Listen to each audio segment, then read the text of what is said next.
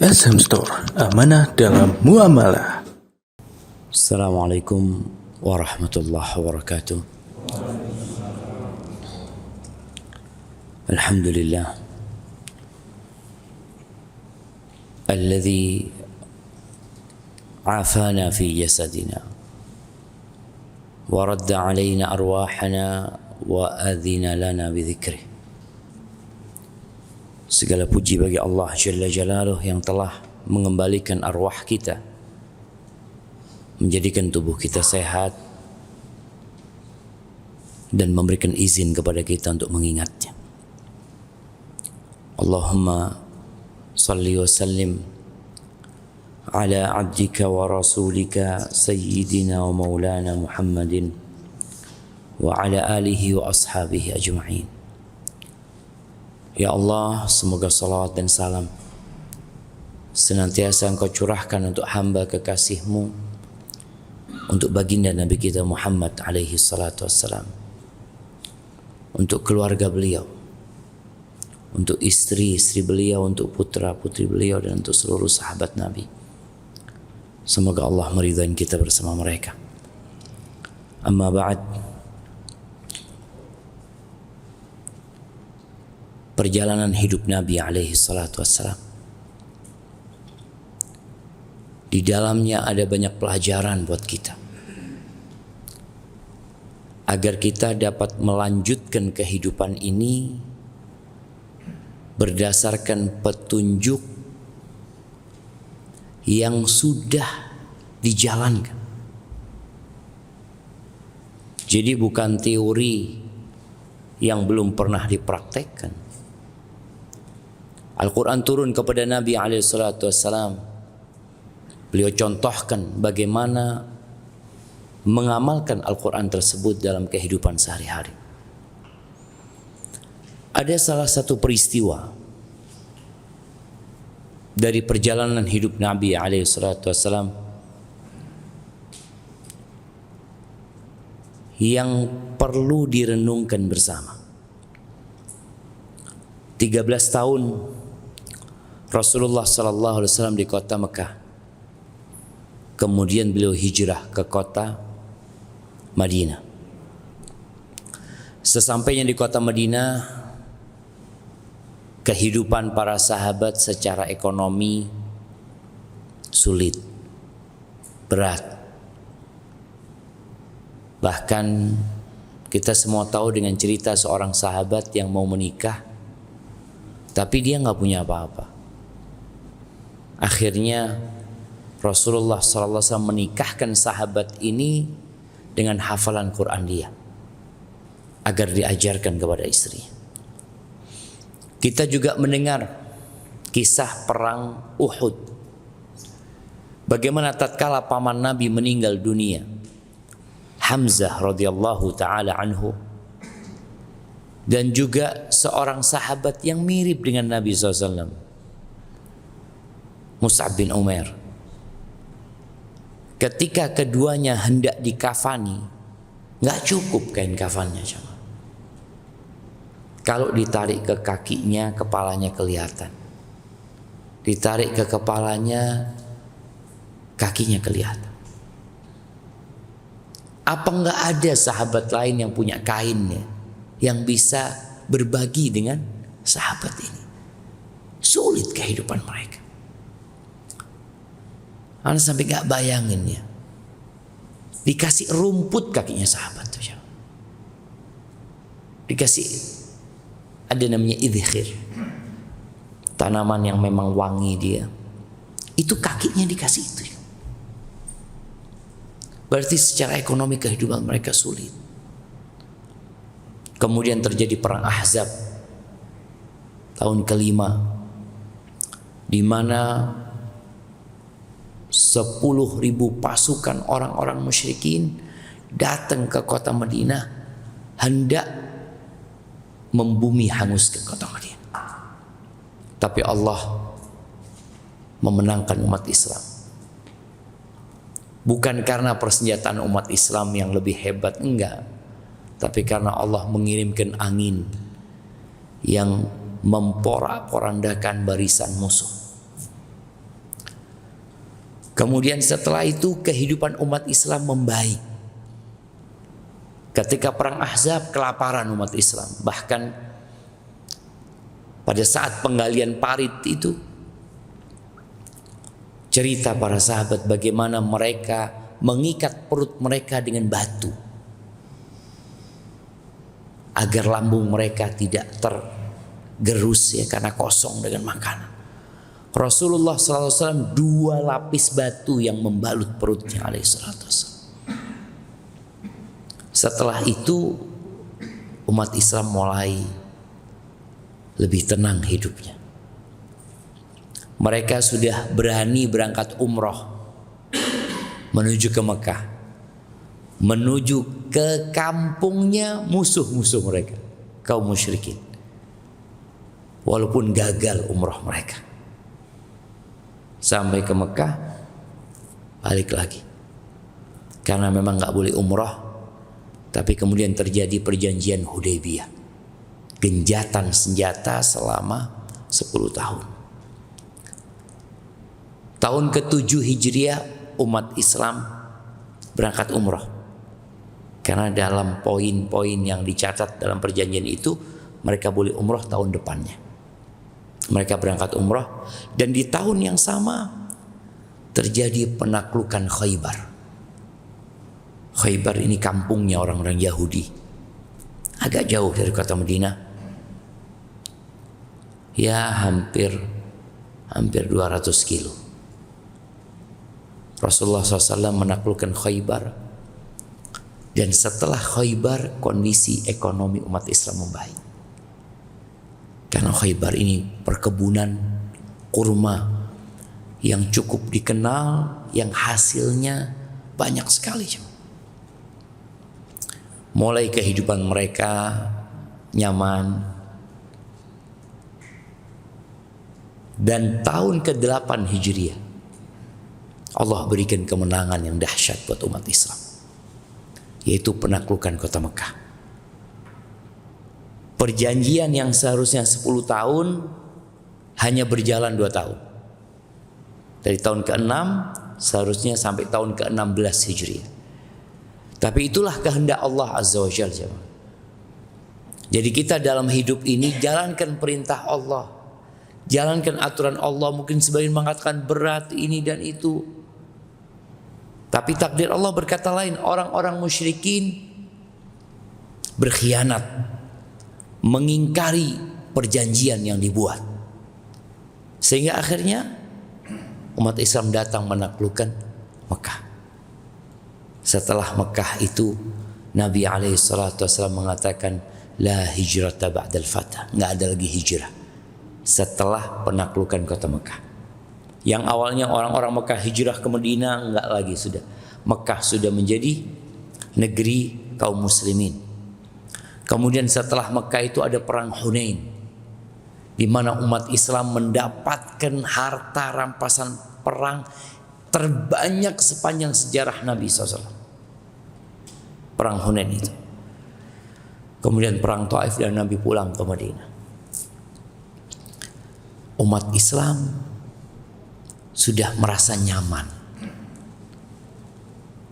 Hidup mereka sudah mulai normal. Bicara ekonomi, bicara keamanan, umat Islam dihormatin oleh bangsa Arab.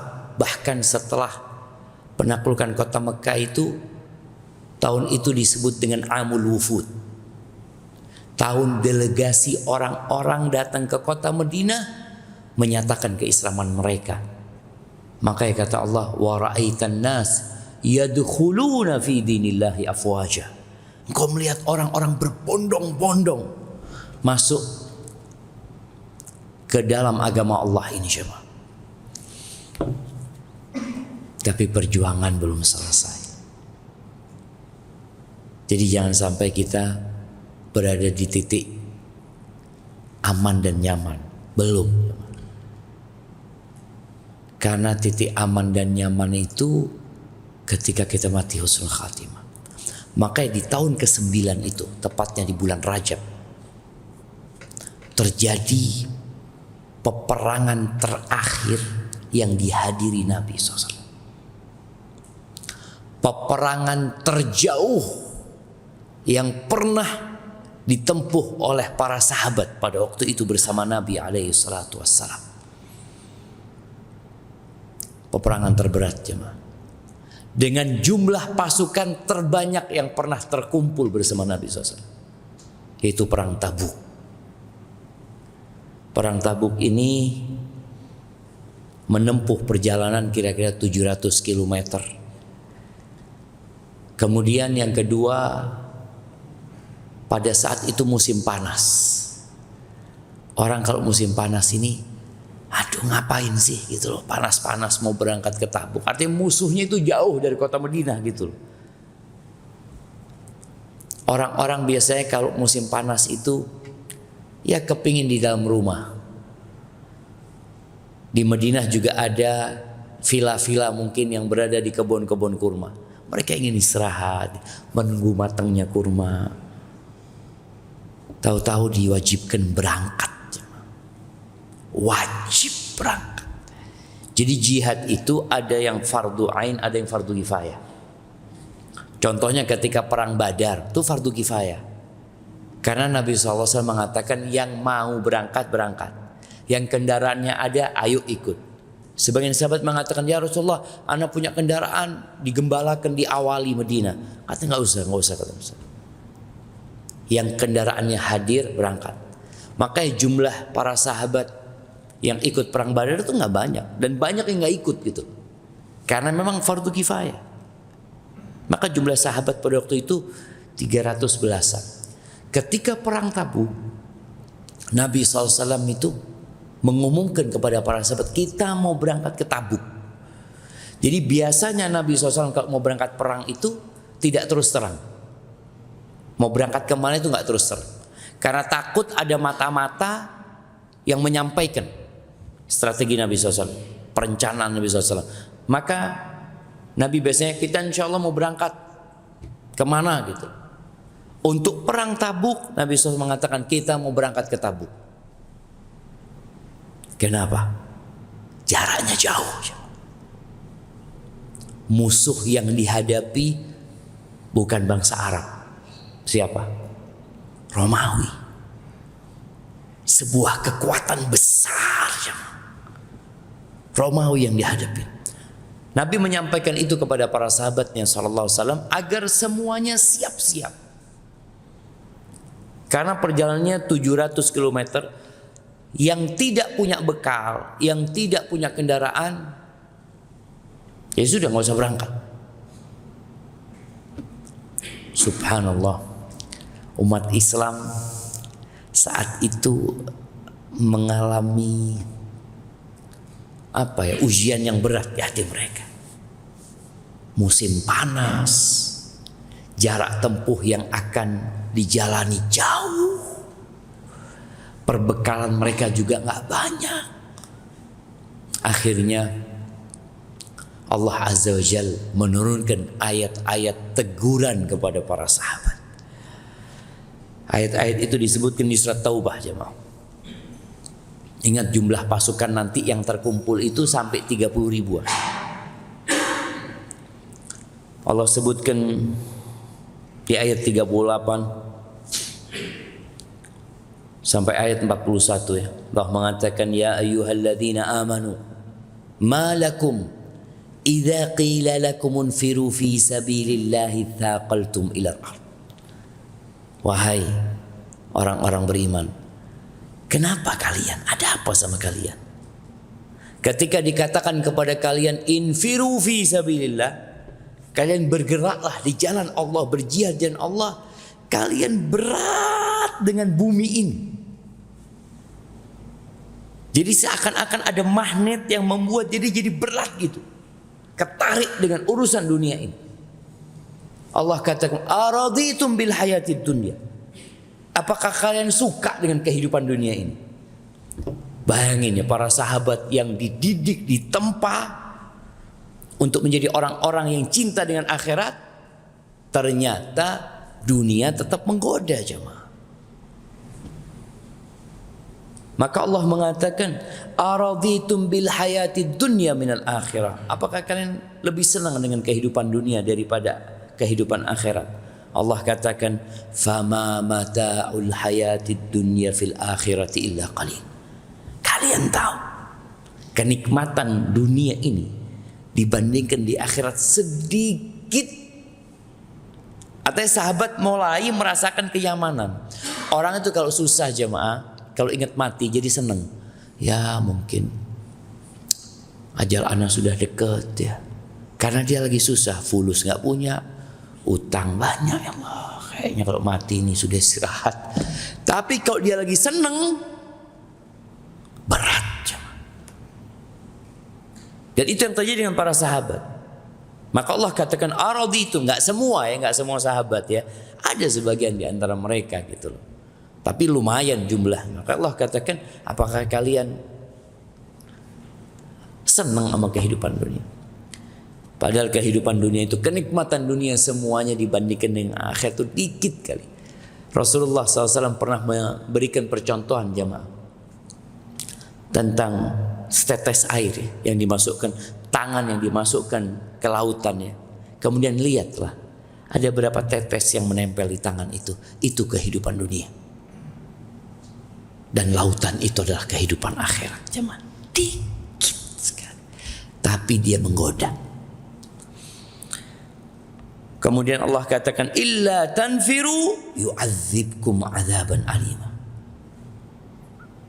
Awalnya diingatkan mereka dengan nilai kehidupan dunia.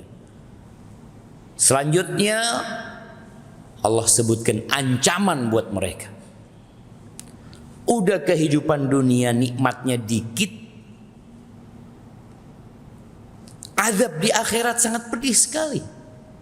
Maka Allah katakan, kalau kalian gak berangkat nih, gak ikut perang, Allah akan memberikan azab kepada kalian, azab yang menyakitkan, azab yang pedih. Ini menunjukkan wajib mereka berangkat pada waktu itu, bukan fardu kifayah lagi. Wa yastabdil qauman ghairakum. Dan Allah akan gantikan kalian dengan generasi yang lainnya. Bayangin ayat ini turun kepada para sahabat Nabi. Mereka menjadi orang-orang yang tangguh itu dengan bimbingan Al-Quranul Karim. Allah akan jadikan generasi lain yang menggantikan kalian. Selesai urusan kalian nantinya. Wala tadurruhu syai'a. Dan kalian tidak akan membahayakan Allah sedikit pun. Artinya jangan sampai ada dalam benak kalian kemenangan umat Islam yang terjadi ketika penaklukan kota Mekah, ketika perang Hunain, kemudian bagaimana Rasulullah SAW tinggal di kota Madinah, ditolong oleh orang-orang Ansor. Lalu jangan sampai ada pikiran, kalau nggak ada anak, nggak jalan nih dakwah. Kalau nggak ada anak, nggak jalan nih pembangunan masjid atau apalah. Kadang-kadang ada di benak kita jemaah. Seakan-akan kita yang paling berjasa. Allah katakan illa tansuruh. Kalau kalian wala tadurruhu syai'a, kalian tidak akan membahayakan Allah sedikit pun. Wallahu ala kulli syai'in qadir. Allah Maha Kuasa atas segala sesuatu. Lalu Allah katakan illa tansuruhu faqad nasarallah. Kalau kalian enggak nolong nabi kalian, sejatinya Allah sudah nolong nabi. Jadi perasaan di diri sebagian sahabat yang mungkin merasa berjasa, punya budi baik terhadap perkembangan dakwah Islam kepada dakwah Rasul SAW, langsung Allah putus. Allah mengatakan kalau kalian tidak menolongnya, Allah udah nolong dia. Allah ingatkan dengan kejadian ketika Nabi SAW hendak dibantai oleh orang-orang musyrikin sebelum hijrahnya Nabi SAW. Bukankah orang-orang musyrikin telah berkonspirasi mereka, lalu mereka bersepakat untuk membunuh Nabi SAW di depan rumahnya. Mereka siapkan pemuda-pemuda dari setiap kabilah, entah ada berapa belas pemuda dari setiap kabilah. Mereka membawa pedang yang tajam, mereka hendak membunuh Nabi SAW. Ketika Nabi keluar, nggak ada satupun manusia yang menolong Nabi pada saat itu. Benar-benar itu murni pertolongan Allah. Maka Allah ingatkan dengan hal itu. Illa tansuruh faqad nasarahullah. Kapan? Idh akhrajahu alladhina kafar. Ketika diusir sama orang-orang kafir. Ingat. Ketika dia di Mekah, dari rumahnya, beliau keluar dari rumahnya, kemudian beliau bersembunyi dalam gua. Idhuma thaniyatnaini idhuma fil ghar. Mereka berdua aja jamaah ketika di dalam gua itu. Nggak ada orang lain. Kemana kalian semua pada waktu itu? Karena kadang-kadang umat Islam, oh jumlah kita banyak, kita memiliki peran yang baik. Allah ingatkan sejatinya semua pertolongan itu dari Allah Azza wa Jalla. Idh yaqulu li sahibihi la tahzan innallaha ma'ana. Ketika dalam gua, orang-orang musyrikin itu memburu Nabi SAW. Dicari di semua jalan-jalan kota Madinah, jalan-jalan kota Mekah, gunung-gunung mereka naikin, gua-gua mereka datangin, sampai orang-orang musyrikin itu berada di mulut gua tempat Nabi bersembunyi. Ada banyak cerita, di situ ada laba-laba yang buat apa? Sarang, ada burung dara. Kebanyakan cerita itu dhaif. Terus kok bisa Nabi SAW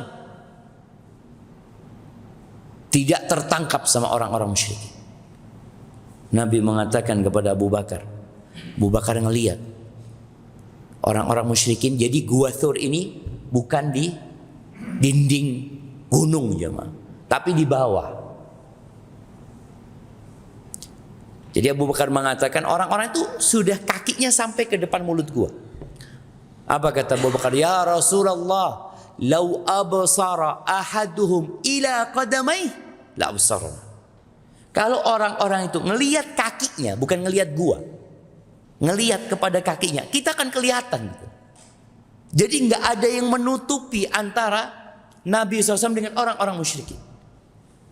Ketika Abu Bakar mengatakan itu, apa kata Nabi SAW? La tahzan, engkau nggak usah khawatir. Kenapa? Innallaha ma'ana, sesungguhnya Allah bersama kita. Maka Allah ingatkan, kalau kalian nggak nolong Nabi SAW, Allah yang akan nolong nabinya. Dan itu sudah terjadi gitu loh. Kata Allah, fa anzalallahu sakinatahu alaihi wa ayyadahu bijunudin lam tarauha. Allah turunkan ketenangan di hati Nabi SAW. Dan Allah kuatkan Nabi dengan tentara-tentara, dengan pasukan-pasukan yang kalian nggak ngelihatnya. Wa ja'ala kalimatal ladzina kafaru sufla. Dan Allah jadikan kalimat orang-orang kafir itu rendah. Allah, bukan kalian. Allah Jalla Jalaluh. Wa kalimatullah hiyal ulya. Siapa yang menjadikan kalimat Allah itu jadi tinggi, tegak? Allah Azza wa Jalla. Wallahu azizun hakim. Allah itu maha perkasa dan maha bijak. Lalu setelah Allah kasih penjelasan itu, Allah mengatakan infiru khifafan wa thiqala. Kalian berangkat perang semuanya. Dalam kondisi termotivasi, semangat, atau dalam kondisi berat, berangkat. Jadi nggak ada alasan lagi. Capek, malas, ini semuanya berangkat. Mau malas, mau semangat, semuanya berangkat. Wajahidu bi amwalikum wa anfusikum. Dan kalian berjihadlah dengan harta kalian dan jiwa kalian fi sabilillah, di jalan Allah Azza wa Jalla. Dzalikum khairul lakum in kuntum ta'lamun. Itu lebih baik buat kalian kalau kalian tahu. Subhanallah, perang itu butuh dana. Dan dana perang itu lebih besar daripada dana dan biaya hidup orang-orang tersebut. Sekarang ini kita lihat harga satu roket itu berapa coba? Miliaran satu roket. Harga pesawat tempur itu berapa? Mungkin triliunan ya, atau ratusan miliar coba. Butuh biaya besar. Maka Nabi SAW membacakan ayat-ayat ini kepada para sahabat agar mereka berjihad dengan harta mereka. Akhirnya datang para sahabat jemaah. Kisah Umar bin Khattab yang bawa setengah hartanya itu ketika perang Tabuk. Abdurrahman bin Auf bawa duitnya 8.000 dirham. 8.000 dirham itu ya cukup buat beli 800 ekor kambing. Berapa harga kambing Pak Johan? Mulai mahal ini. Anggap 2 juta. Jadi dikalikan tuh jamaah. Utsman bin Affan ketika itu dia membawa 1.000 dinar. 1.000 dinar jamaah. 4 kilo emas lebih 4 kilogram. Nah, dibawa diberikan kepada Nabi SAW. Umar bin Khattab bawa setengah hartanya. Yang kemudian dia katakan, hari ini aku akan ngalahkan Abu Bakar, kata dia. Kalau aku bisa ngalahkan dia. Ternyata Abu Bakar membawa semua hartanya. Nggak ketinggalan sahabat-sahabat jemaah. Bersedekah. Ada yang punya 1 sok makanan. Ya 1 sok itu seberat zakat fitrah. Dia bawa. Dia berikan kepada manusia. Orang-orang munafik jadi penonton. Kalau ngelihat ada yang sedekah banyak, oh riya ini kata dia. Karena sedekahnya terang-terangan jemaah. Nabi nunggu mereka bersedekah. Dibawa uang itu di depan masjid. Jadi sahabat ada yang bawa 1 sok, kata kalau banyak dikatakan riya. Kalau bawa sedikit kata orang munafik, ya Allah nggak butuh sama sedekahmu itu, kata dia. Apa cuma segitu? Kata dia. Jadi munafik ini komentator unggul. Ulung ya, dia Masya Allah. Kalau suruh komentar, Masya Allah. Maka hati-hati, jangan jadi komentator terus. Baik, subhanallah. Akhirnya terkumpullah uang yang cukup banyak. Beli onta, persiapan. Ada 7 sahabat jemaah. Datang menjumpai Nabi SAW. Ya Rasulullah, kita mau berangkat, tapi kita nggak punya apa-apa. Kata Nabi SAW, la ajidu ma'amilukum alaih. Nggak bisa. Nggak ada kendaraan buat kalian. Perjalanannya 700 kilometer ya. Nggak ada kendaraan buat kalian. Akhirnya 7 sahabat itu pulang nangis ya. Dari 7 itu ada 2 orang keluar dari rumah Nabi SAW atau dari masjid Nabi, dia dalam kondisi nangis ya. Ketemu sahabat, kenapa kalian menangis, kata dia. Kita mau berangkat perang tapi kita nggak punya kendaraan, Nabi nggak bisa bawa kita, kata dia. Apa kata orang ini? Aku punya onta yang buat nyiram kebun, kata dia. Kalian pakai aja.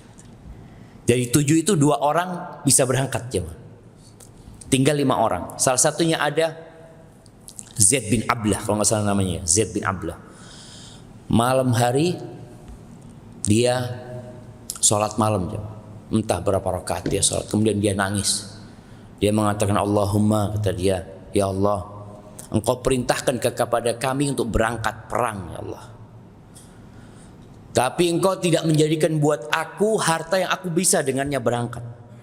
Dan Engkau juga tidak memberikan kepada nabimu kendaraan yang sehingga aku bisa ikut sama nabimu.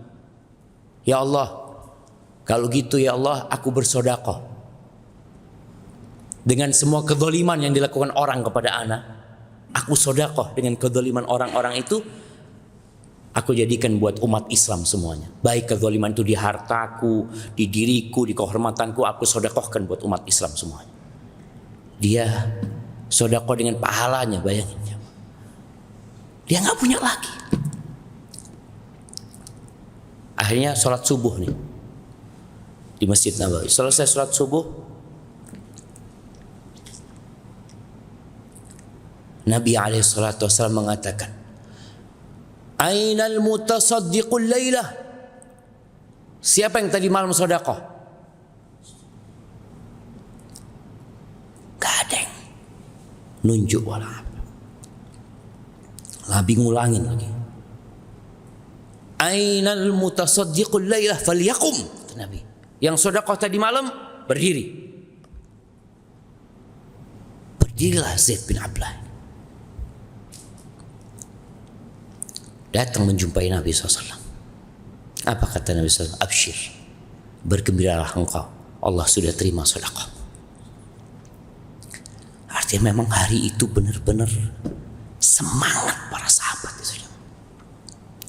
Akhirnya terkumpul 30.000 pasukan. Berangkat mereka.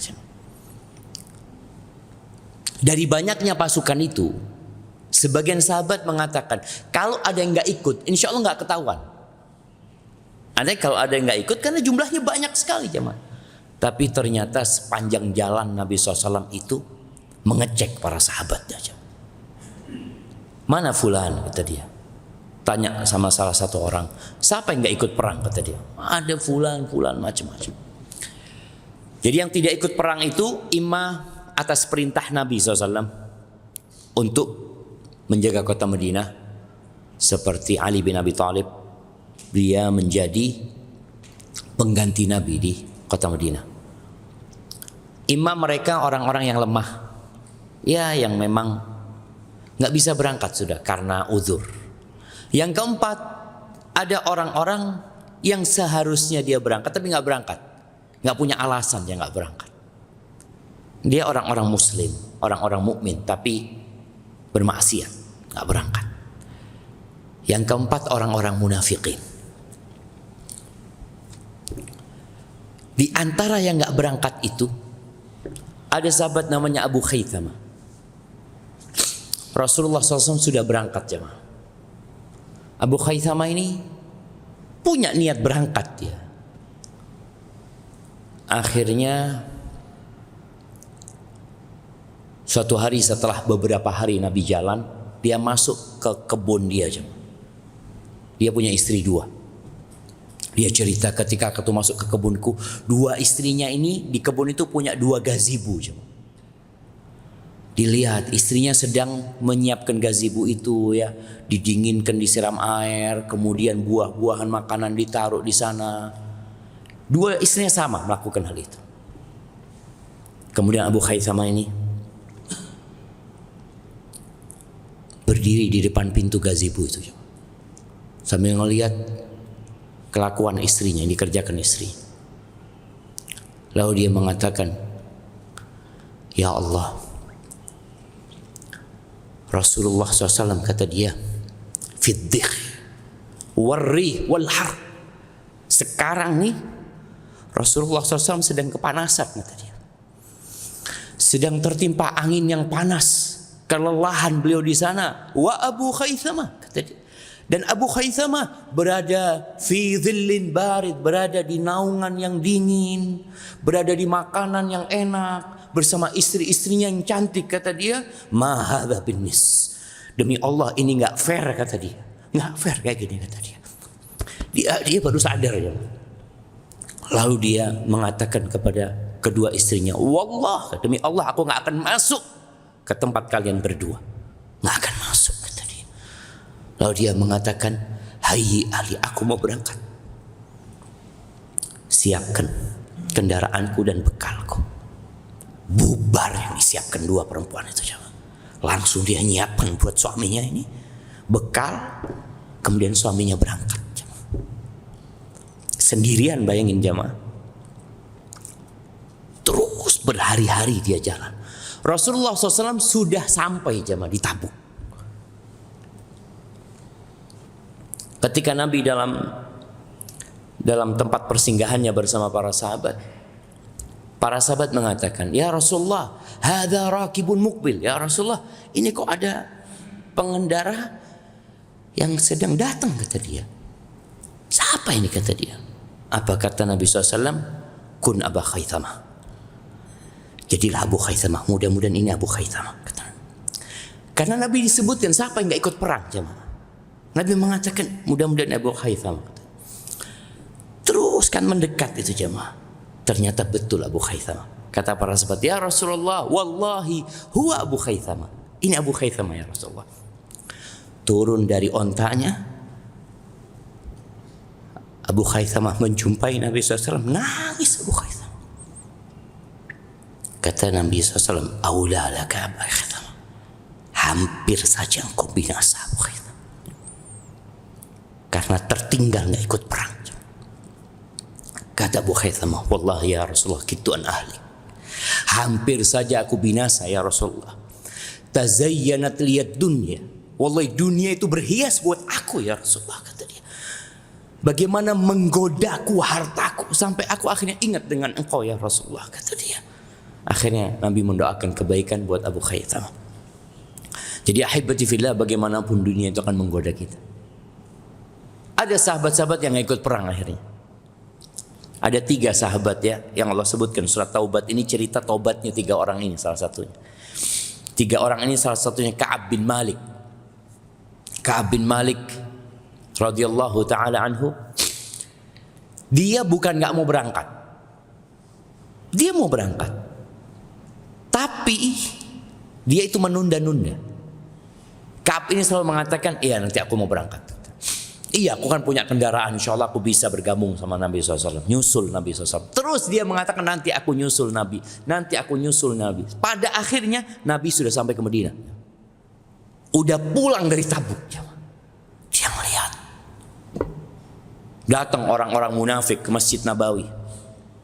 Mengatakan kepada Nabi SAW, "Ya Rasulullah, kita punya masalah ini itu nggak bisa berangkat.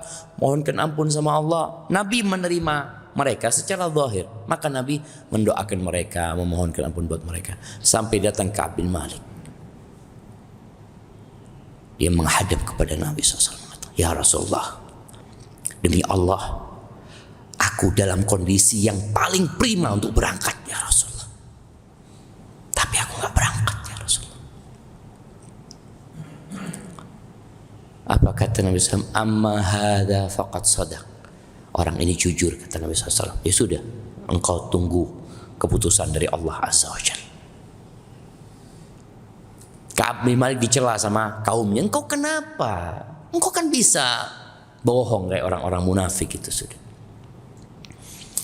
Digembosi Ka'ab ini karena jujurnya dia jemaah. Bukan didukung, malah digembosin. Ka'ab tanya, "Ada nggak orang yang kayak anak?" "Ada 2 orang kayak engkau." "Ya sudahlah, nggak sendirian Ka'ab itu." Bayangin ya, Ka'ab bin Malik ini kemudian diboikot sama Nabi dan dengan seluruh sahabat Nabi selama 50 hari. Nggak diajak ngomong. Karena kesalahan dia, nggak ikut perang Tabuk itu. Kadang-kala kata Ka'ab, "Aku masuk ke Masjid Nabawi, aku sholat, aku mengucapkan salam kepada Nabi SAW. Aku nggak lihat Nabi jawab salamku. Nggak diajak ngomong sama seluruh penduduk Madinah." Sampai ketika 40 hari sudah berlalu jamaah, dipanggil Ka'ab sama Nabi SAW. "Ka'ab, istrimu pulangkan." Kata Ka'ab, "Ya Rasulullah, apa aku ceraikan dia?" "Enggak," kata dia, "engkau pulangkan dia." Subhanallah, dalam kondisi Ka'ab nggak diajak ngomong sama penduduk Madinah jemaah, datang surat dari Raja Syam sana, dari Ghassasin. Surat itu isinya apa? "Wahai Ka'ab, aku dengar kawanmu sudah nggak bertegur sapa lagi dengan engkau. Dia sudah memboikotmu." Kata dia, "Engkau bergabunglah sama kita, kita akan memuliakan engkau." Apa kata Ka'ab? "Ini fitnah lagi," kata Ka'ab. Suratnya itu dimasukkan ke tungku jemaah. Sampai hari ke-50 baru datang ayat, baru turun ayat tu ala thalathatil ladzina khulifu hatta idza dhaqat alaihimul ardu bima rahubat wa dhaqat alaihim anfusuhum. Allah ceritakan bagaimana kondisi hati 3 sahabat ini jemaah. Sempit dunia ini buat mereka jemaah. Udah enggak ada ngajak ngomong mereka jemaah. Ka'ab itu berangkat ke sepupunya. Pernah dia ke tempat sepupunya, pintunya ditutup, dia naik tembok jemaah. Pagar apa? Pagar kebunnya. Ketika dia, "Enggak, aku enggak mau ngajak ngomong engkau," kata sepupunya. Jadi benar-benar diboikot Ka'ab. Tapi karena dia jujur jemaah, orang jujur itu bukan berarti langsung senang, enggak. Tetap diuji. Akan diuji keimanan dia. Itu ada kisah-kisah yang mungkin kita perlu baca lagi jemaah untuk memotivasi kita agar kita tahu agama ini nggak butuh sama kita. Jangan pernah merasa berjasa dengan apa yang kita lakukan. Sejatinya kata Allah, in ahsantum ahsantum li anfusikum. Kalau kalian berbuat baik, itu kebaikan buat kalian sendiri. Buat kalian sendiri sebenarnya. Wa in asatum falaha, tapi kalau kalian berbuat buruk, ya akan kembali kepada diri kalian sendiri. Aqulu qawli hadza wa astaghfirullah li wa lakum wa lisa'ilil mu'minin wal mu'minat fastaghfiruhu innahu huwal ghafurur rahim. Assalamualaikum warahmatullahi wabarakatuh.